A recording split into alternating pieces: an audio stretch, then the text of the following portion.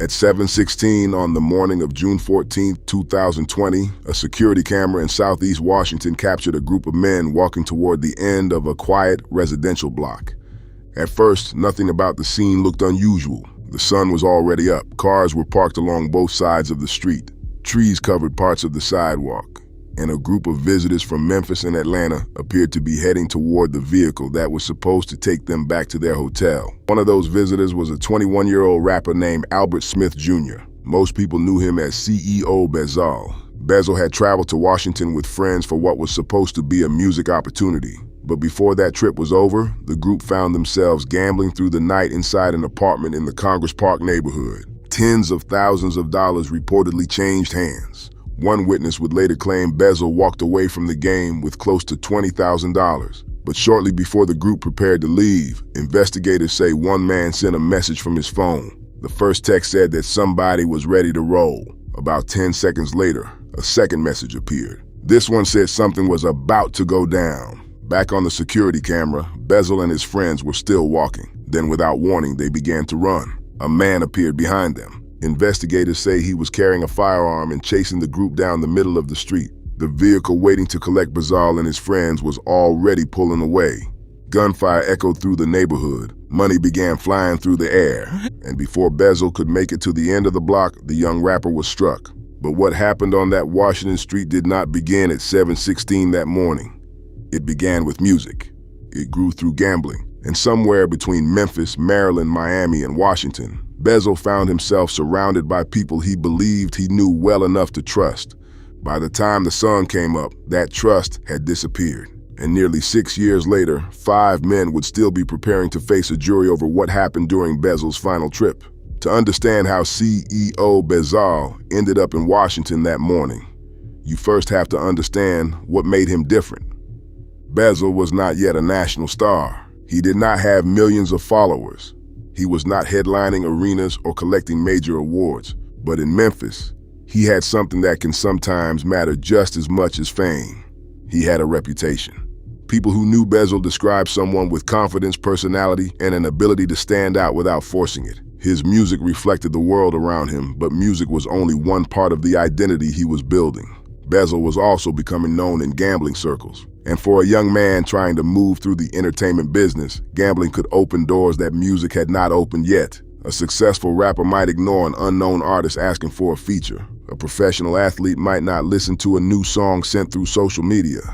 But when thousands of dollars are sitting on the floor and somebody has the confidence to put their money up, introductions happen differently. In those rooms, the question was not always how many records someone had sold. The question was whether they could play. And according to the people around him, Bezzal could play. His ability with dice reportedly placed him around athletes, entertainers, and people connected to the music industry.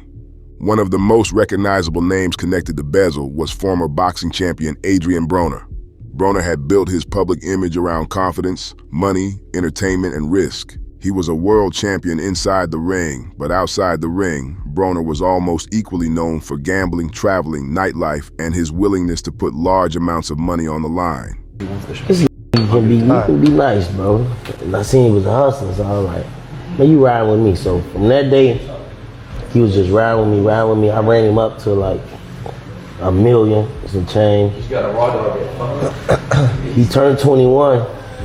We was in DC. He was like, man, I'm gonna take a drink, man. I was like, come on. Mirrors, look for real. we went to go take a drink. For some reason, I don't know why, bro. We toasted and just hit the flow. It was like we was in sync. We toasted and everybody just hit the flow and we drunk it, and then like about You've been doing that ever some months later, they killed my little in DC. It's crazy. It's a crazy story. I don't want to go. But he from Memphis. He from Memphis though. They a lot of good dudes. Killed him in DC, man. And you know, just to keep his name alive, just to keep him around. You always do that. Yeah.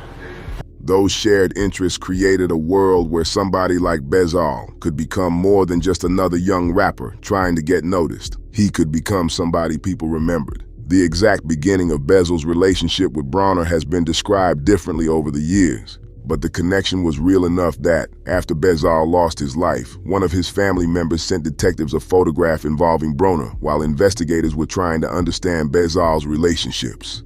Another witness told detectives that, shortly after the incident, someone believed to be a boxer received a phone call from the Washington man who had invited Bezzal into the neighborhood.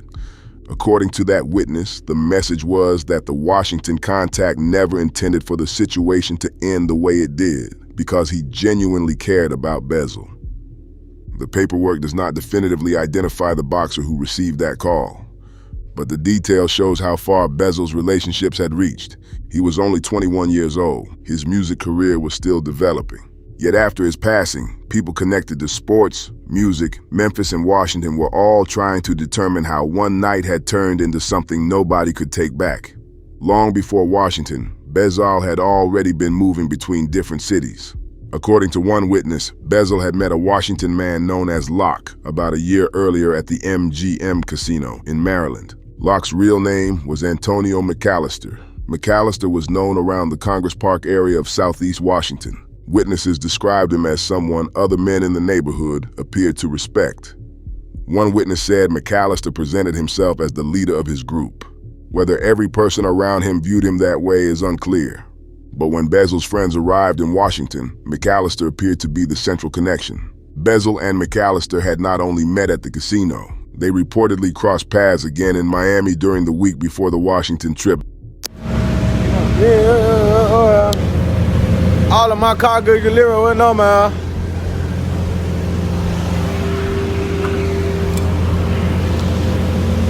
I'm getting sick of this shit. Some more.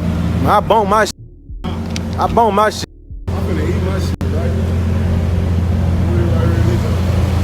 right? My boy got fresh out the junk, came straight out of town with the gang. What's going down? What's up? Yo, man, let me ask you a question. What's up with Are it? these rentals or what? Nah, we don't eat, mother. You own them? What you got? Rappers, we rappers.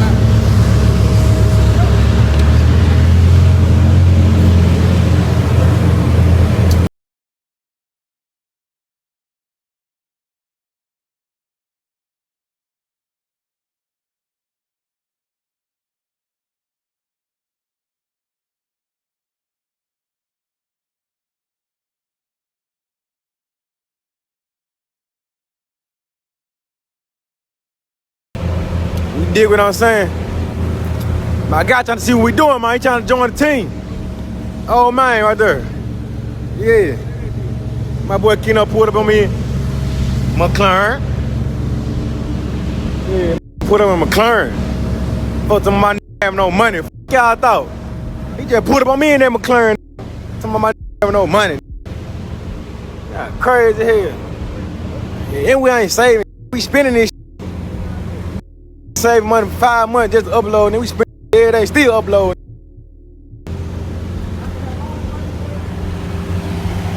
Aventador, and we ain't signed no deal. No deal. Yeah. Icy on no deal. I ain't had to sign no deal to ice my wrist out. Talking about. And we turn back to back around these.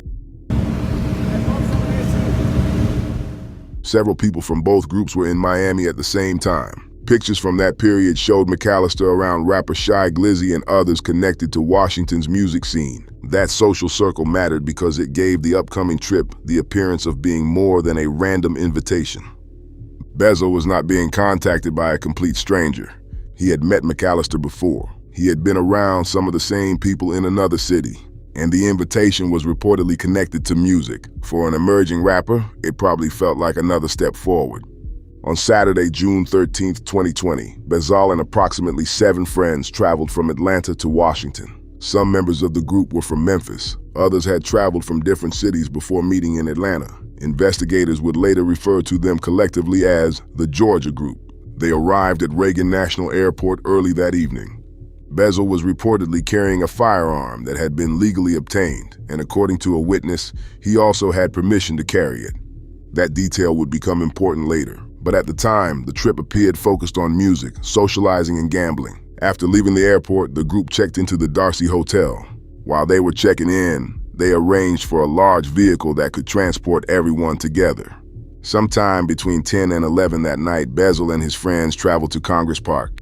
The neighborhood they entered was different from the areas of Washington most visitors usually see. This was not the National Mall.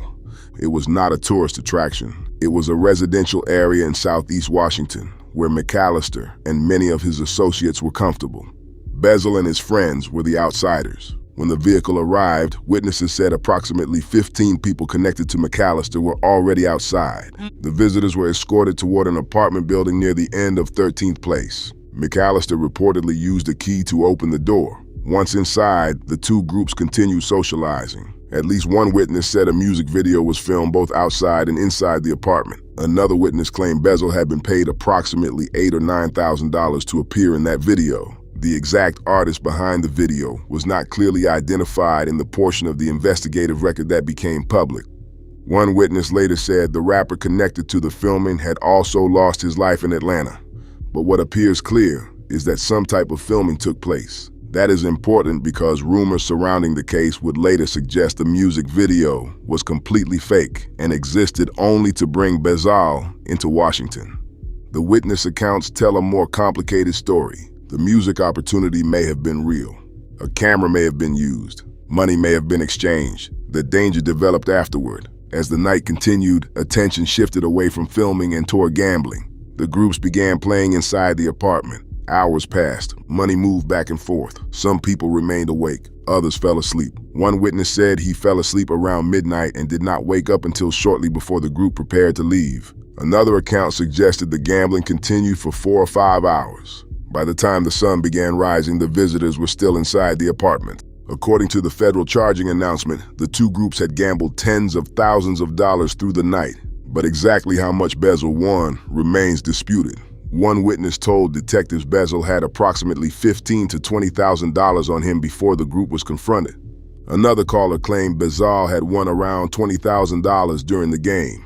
A separate witness believed part of the money came from the video appearance. Online stories would eventually claim Bezzal entered Washington carrying $100,000. But that larger number has never been supported by the official documents that have been made public. The amount supported most consistently by witness accounts was closer to $20,000.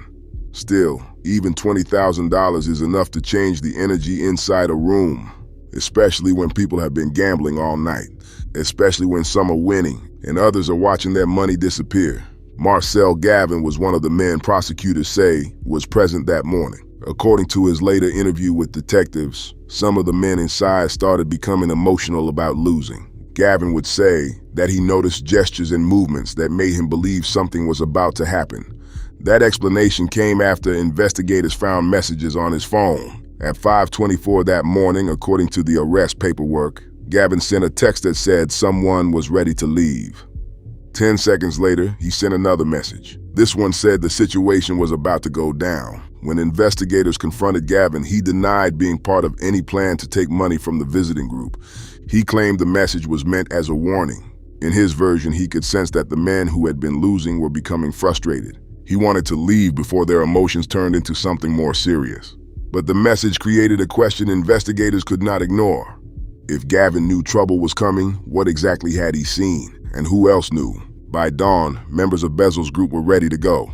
A friend woke the others and told them it was time to roll. The visiting group shook hands with people inside and began making their way out of the apartment. According to witnesses, McAllister's group followed them. At that point, the two groups were no longer just sitting around a table. The visitors were heading toward the vehicle that was supposed to collect them. The local group was moving behind them. One witness later said he did not know why everybody came outside. Another said there was only one reason. They were trying to get everybody.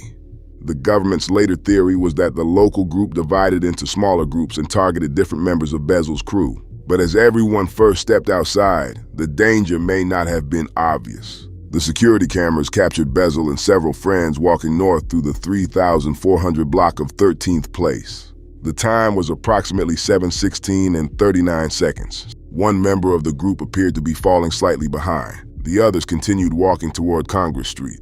Somewhere nearby, the vehicle they expected to enter was beginning to pull away. One witness later claimed the doors were locked when the group tried to reach. The driver may have noticed the growing tension and decided to leave. Whatever the reason, the one vehicle capable of carrying the visitors out of the neighborhood was moving away at the worst possible time.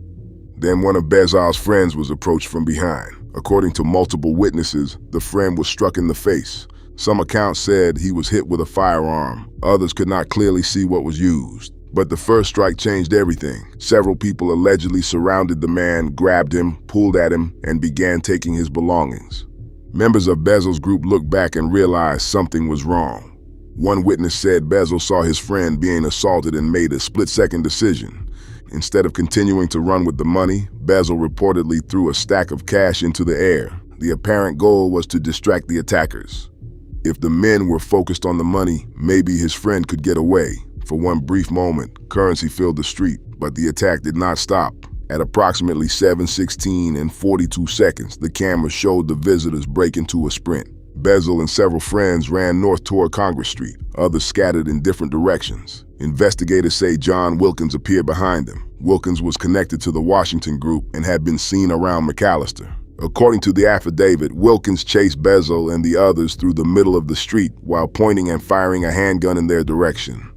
Another person also appeared to pursue the group from the sidewalk. The visitors ran between parked cars. Some tried to reach Congress Street. Others moved toward the opposite side of the road. One man stumbled. Another fell more than once. The surveillance audio captured the sound of repeated gunfire. The entire neighborhood shifted from quiet to chaos in seconds. At approximately 7:17 and 9 seconds, the vehicle waiting for the visitors was still pulling away. Bezzal and his friends appeared in the camera's view behind it. Wilkins was allegedly closing the distance. The footage showed him running after the group. At one point, investigators said he moved so quickly that he stepped out of his shoes and continued the pursuit. Gunfire continued as the group reached Congress Street. Bezzal was struck. Another member of his group was also injured. Money could be seen moving through the air near the fleeing vehicle. The same cash that had filled the apartment hours earlier was now scattered across the pavement. One witness claimed Bezzal never fired the firearm he had brought with him. After Bezzal fell, the witness said he picked up Bezzal's firearm and threw it into the grass because he did not want to be found holding it when police arrived. That firearm was never recovered. The detail became important because it supported the witness's claim that Bezzal had been armed but had not returned fire. Other members of the visiting group were still trying to escape. One ran toward a sidewalk, another crossed the street. Some hid behind vehicles. The man who had been struck at the beginning of the incident was still being surrounded by several people. Investigators later alleged that Marcel Gavin was among those who ran toward that separate assault. Gavin initially told detectives that he had hidden when the confusion started. He said he heard the gunfire and stayed out of the way because he was worried somebody might take his money too. According to Gavin, once everything became quiet, he saw cash blowing across the street. He claimed some of that money belonged to him from the game. He said he collected what he believed was his and then left the area. But investigators said the security footage told a different story. The affidavit described a man wearing black shorts, dark shoes, and clothing consistent with what Gavin was wearing.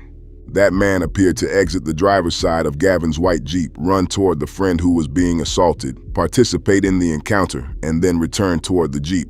Investigators believe the individual was Gavin. The cameras also captured vehicles leaving the area immediately after the gunfire. A white Jeep associated with Gavin was seen nearby. A three-wheel Can-Am motorcycle was also recorded leaving the neighborhood. People returned to portions of the street and began collecting the money that had been scattered.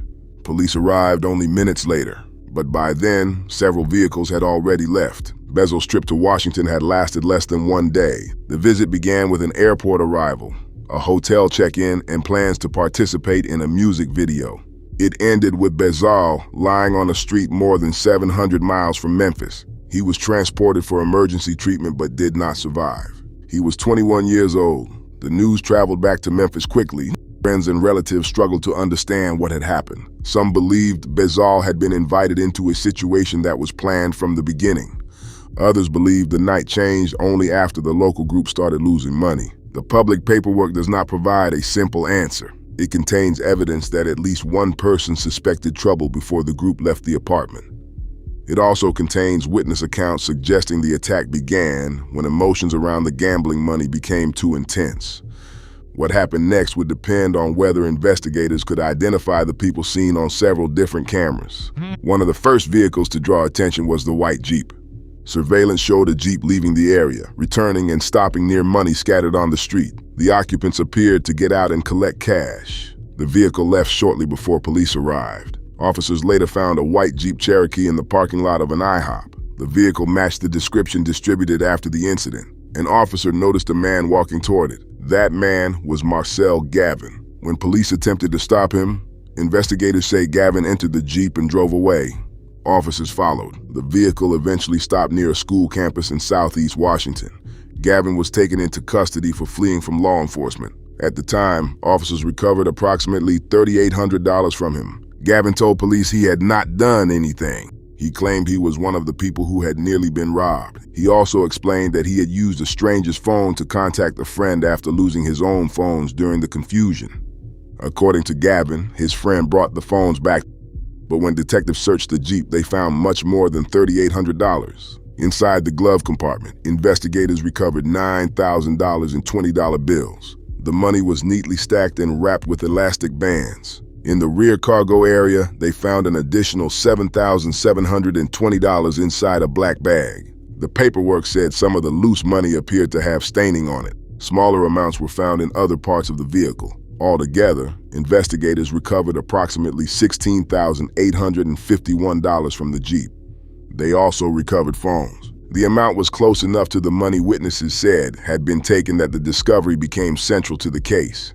Gavin insisted that some of the money belonged to him. He said he had been gambling earlier and stored money in his vehicle. He denied helping plan the attack, but detectives continued confronting him with footage that appeared inconsistent with parts of his story.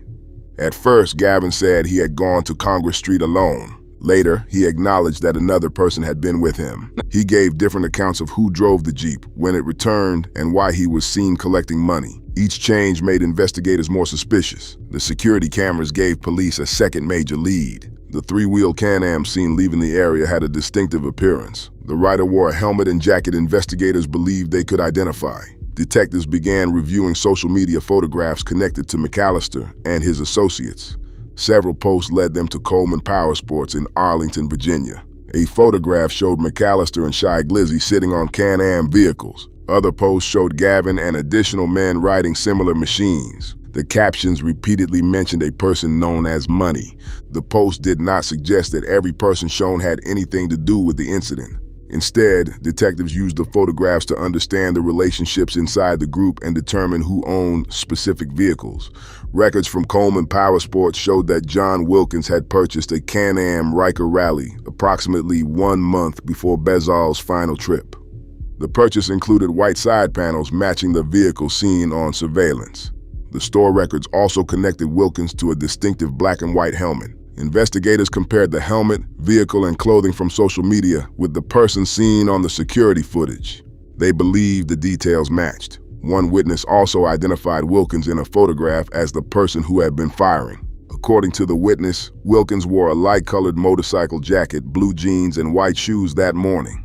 That description appeared consistent with the surveillance images. Still, identifying every person involved was difficult. There had been more than 20 people moving in and around the apartment. Witnesses were frightened. The incident unfolded quickly, and some members of Bezzal's group had traveled back to Atlanta almost immediately. One witness said he recognized several people who had been present inside the apartment but could not say who participated outside. Another identified men in photographs but became uncertain when detectives asked for exact details. Some witnesses remembered seeing firearms. Others could not identify who fired. One said everyone from McAllister's group appeared to know what was coming. But when detectives asked how the witness could be certain, the explanation was largely based on the fact that so many people followed the visitors outside. That distinction mattered. Being present is not the same as planning an attack. Knowing somebody is armed is not the same as knowing what they intend to do. And standing near a person involved in an offense does not automatically prove participation. Investigators had to separate association from action. McAllister remained one of the most important figures in the investigation. He was the person Bezzal knew. He had reportedly invited the group. He had met Bezzal at MGM and again in Miami. He used the key to enter the apartment, and witnesses described him as somebody the local group respected. Tips sent to police claimed McAllister was the person who fired at Bezzal. One message included a photograph and identified him by name. Another tip claimed McAllister had used the possibility of music and connections to bring Bezzal to Washington. But tips are not proof. They can be correct, they can be partly correct, or they can repeat rumors already spreading through social media. The surveillance-based theory eventually focused heavily on Wilkins as the person chasing and firing behind Bezzal's group. That created a conflict between the early tips and the evidence investigators later assembled. Witnesses also described a message supposedly passed from McAllister through a boxer after the incident. According to that account, McAllister said he never intended for the situation to go that far because he genuinely cared about Bezzal. That statement, if accurate, raises another question. Was McAllister trying to distance himself from a plan he knew about, or had other members of the group taken the situation further than he expected? The public documents do not provide a final answer. Before that question could be fully explored in court, McAllister faced his own final incident. In October of 2021, he was struck during a separate shooting and passed away from his injuries several days later. There is no public evidence proving that incident was connected to what happened to Bezzal, but McAllister's passing removed one of the most important people from the case. The man who had invited Bezzal to Washington could no longer explain the trip in his own words. By then, more than a year had passed since Bezzal's final morning. Detectives reviewed surveillance footage from different locations. They compared clothing, they matched vehicles, they examined phones, they interviewed witnesses more than once. They followed anonymous tips, and they built a timeline showing how several groups moved through the neighborhood. In March of 2022, police announced major arrests connected to the case. John Wilkins and Marcel Gavin were taken into custody, but prosecutors were not presenting the incident as an offense involving only two people. Their theory was much larger. According to the government, 12 members of the Congress Park group followed Bezzal and his friends outside. The group allegedly divided into separate teams. One team pursued Bezzal and several others. Another surrounded and robbed one visitor. A separate group targeted another person. Under that theory, the entire incident was connected by a shared purpose, even if each person did not perform the same action. That distinction would become important when the case expanded. In July of 2023, prosecutors announced a 20-count indictment naming 5 men. The defendants were Johnny Wilkins, Marcel Gavin, Kari Jackson, Earl Robinson, and Darrell Little. The charges included conspiracy, robbery, assault, firearm offenses, and first-degree charges connected to Bezzal's passing. The government alleged that Wilkins chased Bezzal and 4 others while firing, while the remaining defendants and additional members of the Washington group attacked and robbed other visitors. Prosecutors also alleged that 2 individuals were each robbed of approximately $20,000. Every defendant entered the case presumed innocent, and an indictment represented an accusation rather than a final decision. The 5-man case created immediate complications. The evidence did not appear equal against every defendant. Wilkins was connected to the alleged chase through surveillance footage, witness identification, his Can-Am vehicle, clothing, and store records. Gavin was connected through his Jeep, recovered cash, phone messages, and footage investigators believed showed him joining one of the assaults. But the alleged roles of Jackson, Robinson, and Little were less visible in the earliest public documents. Their cases depended more heavily on identification, association, and the government's larger conspiracy theory. That created a problem for the defense. When several defendants are tried together, a jury hears evidence involving everybody.